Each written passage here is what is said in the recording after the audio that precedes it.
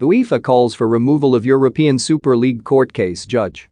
UEFA has called for the removal of the Madrid judge at the center of its legal dispute with the European Super League. European football's governing body has filed a motion requesting the recusal of Manuel Ruiz de Lara, citing what it describes as significant irregularities in the commercial court proceedings he has overseen. The court's rulings have obliged UEFA to declare disciplinary proceedings against Super League rebel clubs Real Madrid, Barcelona and Juventus null and void, and not to seek payments from the other 9 clubs, which had been part of a peace agreement reached in May. Now UEFA is seeking Ruiz de Lara's recusal. In line with Spanish law and in the fundamental interests of justice, UEFA fully expects the judge in question to immediately stand aside pending the full and proper consideration of this motion, a statement read.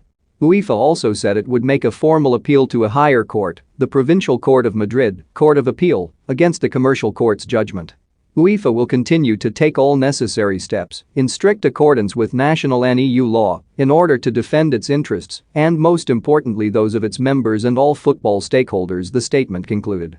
The Madrid Commercial Court put a block on UEFA taking any action against the Super League clubs on the basis that doing so breached EU competition law.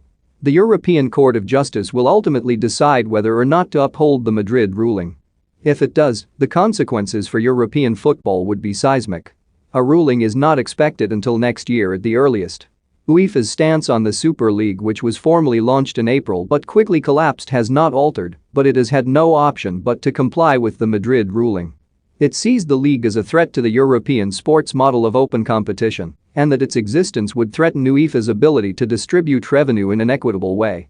It remains ready to defend itself should any new attempt to revive the plans be made.